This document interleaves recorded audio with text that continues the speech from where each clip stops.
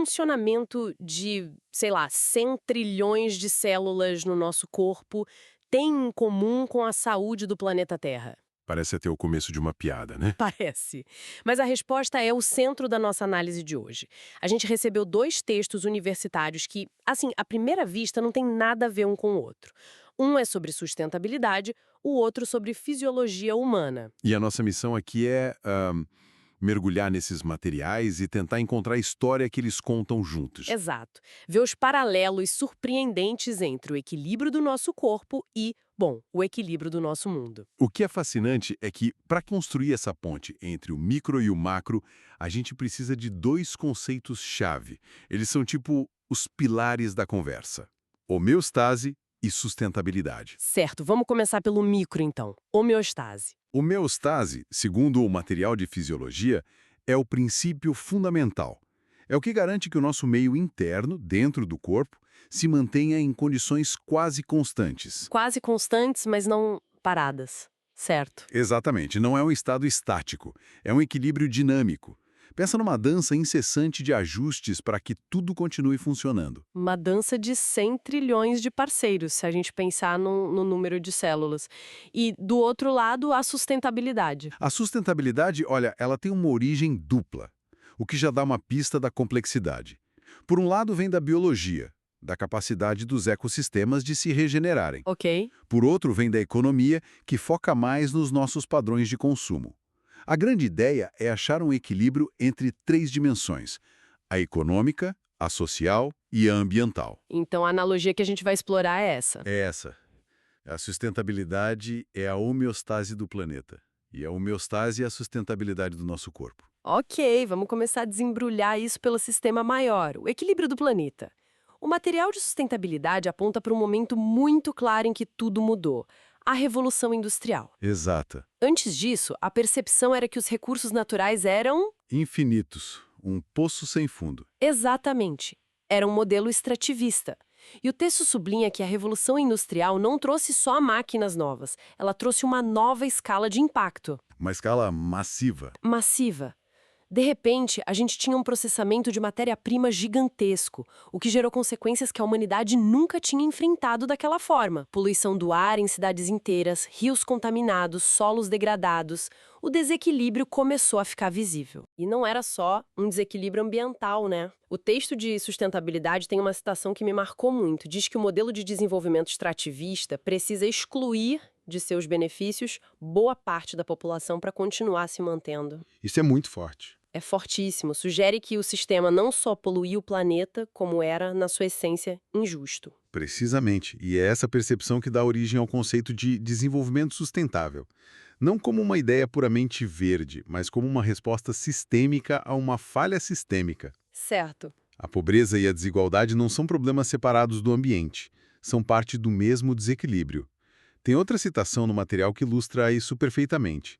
A pobreza é provocadora de agressões ambientais. Faz todo sentido. Uma pessoa em situação de pobreza extrema não tem o luxo de se preocupar com reciclagem. A preocupação é a sobrevivência imediata. Exato.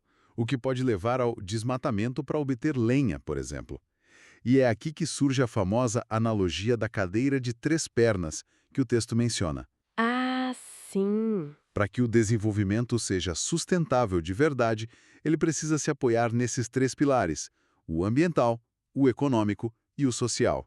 Se uma perna falhar, O sistema todo desaba. Mas assim, essa cadeira não é um pouco instável no mundo real? Fico com a sensação de que a perna econômica muitas vezes recebe mais peso que as outras? essa é a tensão central. Manter o equilíbrio entre as três é o grande desafio, mas a teoria evoluiu para uma ação concreta.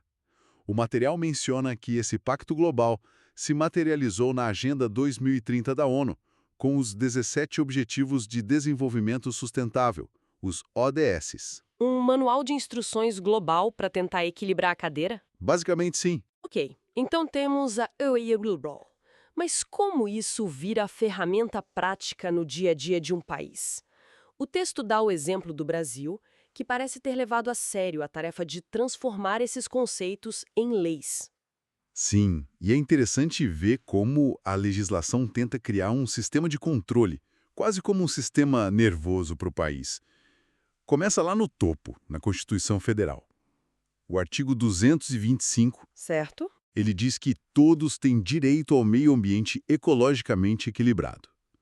Isso já coloca o equilíbrio como um direito fundamental. É a declaração de intenções. Mas e as ferramentas? Aí entram as leis mais específicas. O texto destaca a Política Nacional do Meio Ambiente, a PNMA, que é de 1981, antes mesmo da Constituição. Ela criou instrumentos como o licenciamento ambiental. Que funciona como uma autorização prévia para atividades que podem poluir. Isso, Então é uma abordagem proativa, não só reativa. Em vez de só punir quem polui, a lei tenta criar barreiras para que a poluição nem aconteça. exatamente. É uma tentativa de prevenção.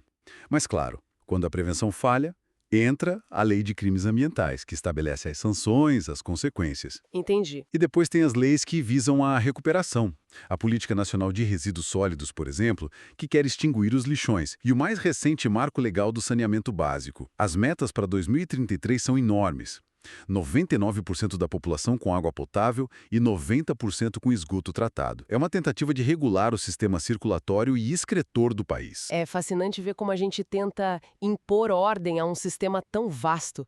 E isso me faz pensar, como é que o nosso próprio corpo, que não tem um congresso votando leis, consegue esse mesmo tipo de equilíbrio a cada segundo? Essa é a transição perfeita para o sistema micro. O nosso corpo alcança isso através da homeostase. O material de fisiologia explica que todos os nossos órgãos e sistemas, pulmões, rins, coração, sistema nervoso, estão o tempo todo se comunicando para manter o nosso meio interno estável. Temperatura corporal, pH do sangue, níveis de açúcar. Tudo é rigorosamente controlado. Mas existe um cérebro central dando todas as ordens ou cada sistema se autorregula? É uma combinação, mas o mecanismo fundamental são os sistemas de feedback. Pensa neles como os reguladores automáticos do corpo. O mais comum, e talvez o mais importante, é o feedback negativo. Feedback negativo. A função dele é sempre reverter uma mudança, trazer o sistema de volta para o ponto de equilíbrio. Tipo um termostato numa casa. Se a temperatura sobe, ele liga o ar-condicionado para baixar. Se desce, liga o aquecimento. É a analogia perfeita. O texto de fisiologia dá exemplos claros. Pega a concentração de dióxido de carbono, o CO2, no sangue. Se a gente faz exercício, os músculos produzem mais CO2. O nível no sangue sobe. Exato. Sensores no cérebro detectam isso e mandam um sinal para os músculos da respiração. O resultado? A gente começa a respirar mais rápido, mais fundo, para expulsar o excesso de CO2. Assim que o nível volta ao normal... A respiração acalma, o sistema se corrigiu. Exatamente. Entendido. O feedback negativo é o guardião da estabilidade. Mas o texto também fala de feedback positivo, o que parece um contrassenso. Se o objetivo é o equilíbrio, por que o corpo iria querer amplificar uma mudança? É aqui que a biologia fica realmente interessante. O feedback positivo é muito mais raro, justamente porque ele desestabiliza. Mas, em certas situações, essa instabilidade é útil, necessária até. Como assim? O exemplo clássico do texto é o parto. Quando as primeiras contrações começam, a cabeça do bebê pressiona o colo do útero. Isso manda um sinal para o cérebro liberar ocitocina. Certo. A ocitocina viaja pelo sangue e provoca contrações ainda mais fortes. Mais contrações significam mais pressão, que significa mais ocitocina. É um ciclo que se autoalimenta. Exato. É uma espiral de instabilidade, que só termina quando o objetivo é alcançado, o nascimento do bebê. Nesse caso, a instabilidade é uma ferramenta. Uma ferramenta poderosa, mas também pode ser extremamente perigoso. E qual é o lado perigoso? O texto dá o exemplo de uma hemorragia grave. Se uma pessoa perde muito sangue, a pressão arterial cai muito. O coração tenta compensar batendo mais rápido, mas como tem menos sangue, o fluxo para o próprio músculo cardíaco diminui. Ah! Um coração com menos sangue e oxigênio fica mais fraco e bombeia com menos força ainda. Isso faz a pressão cair mais, enfraquecendo mais o coração. Nossa, isso é assustador. É como se o sistema de salvamento entrasse em pânico e acelerasse na direção do abismo. Exatamente. É um ciclo vicioso que, se não for interrompido por uma transfusão, por exemplo, leva ao colapso do sistema, à morte. Podemos comparar isso a um ponto de viragem ambiental, sabe? Certo, um ponto sem retorno? Exato. E é aqui que os dois mundos da nossa conversa colidem de forma dramática. Quando a falha do sistema macro, o planeta, ameaça o sistema micro, o nosso corpo. O material aponta para uma ponte muito clara: os agrotóxicos. Uhum. Eles surgiram com a Revolução Verde, que tinha um objetivo nobre, né? Aumentar a produtividade agrícola para alimentar todo mundo. Sim, a intenção era resolver um problema real. O modelo usava tecnologia, máquinas, fertilizantes, agrotóxicos para aumentar o rendimento das colheitas. Mas, como o texto deixa claro, as consequências não intencionais foram graves. Uma contaminação generalizada de ar, água, solo e dos próprios alimentos. E o impacto na saúde humana é arrepiante. O material cita estudos que ligam a exposição a agrotóxicos à infertilidade, abortos, malformações, vários tipos de câncer. É o desequilíbrio planetário se manifestando como doença individual. Exatamente. E a gente pode levar essa conexão ainda mais fundo, até o nível celular. A apostila de fisiologia lembra daquele número, 100 trilhões de células. A homeostase do corpo não é algo mágico, é a soma do bom funcionamento de todas essas células. Então, quando a gente fala de poluição por agrotóxicos, não é uma ameaça abstrata. É um invasor microscópico. Como ele ataca? Exatamente. O texto de Fisiologia descreve um mecanismo usando toxinas de bactérias como exemplo, mas o princípio é o mesmo. Uma molécula tóxica pode danificar a membrana da célula, que é a barreira protetora dela. A pele da célula. Isso. Imagina que a membrana controla quem entra e quem sai. Se ela é danificada, o caos se instala. Íons que deveriam ficar do lado de fora, como o sódio, entram sem controle. Para equilibrar a concentração, a água entra logo atrás. A célula começa a inchar. Exatamente. Ela incha até o ponto em que a membrana se rompe. A célula morre. Agora imagina isso acontecendo em milhões de células no fígado, nos rins, É um ataque massivo à homeostase, célula a célula. causado por um desequilíbrio que começou lá fora, no sistema macro. É uma imagem muito poderosa. Se o problema é tão sistêmico, a solução também tem de ser. Não basta tratar os sintomas. O material de sustentabilidade aponta alguns caminhos, né? Sim, e eles focam em redesenhar os sistemas. Um exemplo é a agricultura sustentável. O interessante na definição do texto é que ela não é um conjunto de práticas, mas um objetivo. Um objetivo? Sim, o objetivo de aumentar a produtividade, produzir alimentos saudáveis, garantir a renda dos agricultores, mas fazendo tudo isso em harmonia com os ciclos ambientais. É como procurar um feedback positivo que seja benéfico, em que a saúde econômica e a saúde ambiental se reforçam em vez de competirem. Exatamente. E essa mesma lógica se aplica ao mundo empresarial. A ideia de que uma empresa só existe para dar lucro, ignorando o impacto, está ficando obsoleta. O texto menciona conceitos como produção mais limpa e, o meu favorito, economia circular. Economia circular? A ideia é genial na sua simplicidade. É tentar imitar a natureza. Na natureza não existe lixo. O que é resíduo para um organismo é nutriente para outro. Então a proposta é que os resíduos de um processo industrial virem matéria-prima para outro. Precisamente. Em vez do modelo linear de extrair, produzir, descartar, a gente passa para um modelo circular de produzir, usar, reutilizar, reciclar. É uma mudança fundamental na forma como a gente pensa a produção. Tudo isso, leis, tecnologias, novos modelos de negócio, é crucial. Mas me parece que falta uma peça, talvez a mais importante. Como a gente muda a mentalidade das pessoas? É o ponto final e o mais fundamental: a educação. O texto destaca a Política Nacional de Educação Ambiental do Brasil.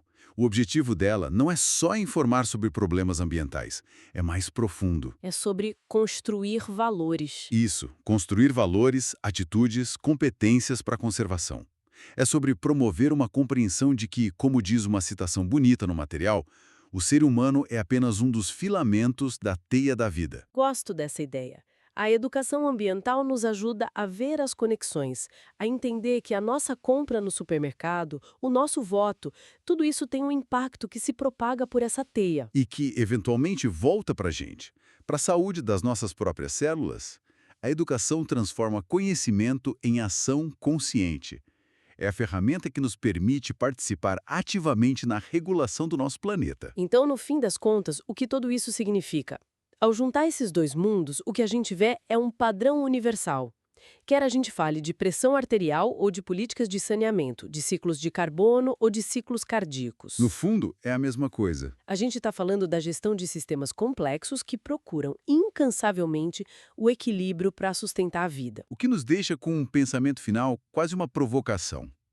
O material de fisiologia nos diz que temos cerca de 100 trilhões de células cooperando a cada segundo, de forma autônoma, perfeita para manter nosso corpo em homeostase, sem que a gente precise pensar nisso. Uhum. O material de sustentabilidade nos mostra o desafio monumental de fazer 8 mil milhões de seres humanos cooperarem para manter nosso planeta em equilíbrio. Certo. E a pergunta que fica é, se a cooperação é a lei fundamental da vida a nível celular, o que nos impede de torná-la a lei fundamental da nossa vida a nível global?